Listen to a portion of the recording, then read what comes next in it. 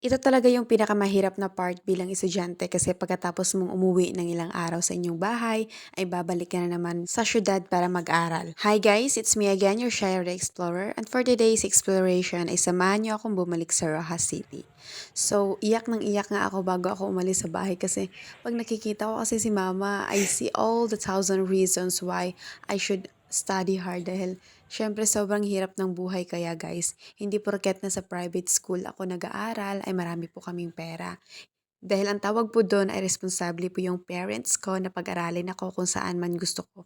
Hindi naman sa kung saan ang gusto ko kasi sa public school kasi hindi available yung gusto kong course so which is the tourism management. And the reason why I was crying is naawa kasi ako kina mama at papa kasi 'di ba nabanggit ko sa isang vlog ko na sobrang sama ng panahon sa laot kaya naman hindi nakapagpalaot kay papa kaya naman pagbalik ko sabi ko, hala, oh my gosh, saan naman kukuha si mama ng pang-tuition ko? Kaya naman I was crying because I feel so guilty.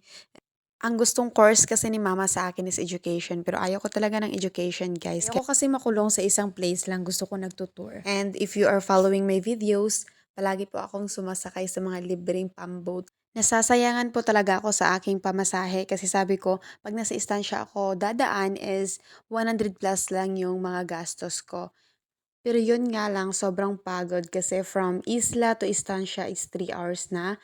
Tapos, from Estancia to Rojas via series or van is 2 hours, kaya 5 hours talaga yung aking biyahe. Nag-aalala nga si mama sa akin kasi may isa akong dalang eco bag na may mga lamang dried fish at isang cartoon na may mga lamang dried fish din dahil ipinadala yun sa akin kasi ipapadala ko sa Manila. Pero sabi ko sa kanya, wag kang mag-alala ma, mayroon tayong mga taga-bitbit nito. At tchadan! Si Neptali at si Angelo yung taga-bitbit ko guys. Sobrang gentleman nila guys. So, andito na kami sa series guys at pupunta na kaming Rojas City. Thank you so much for watching. That's all. Bye!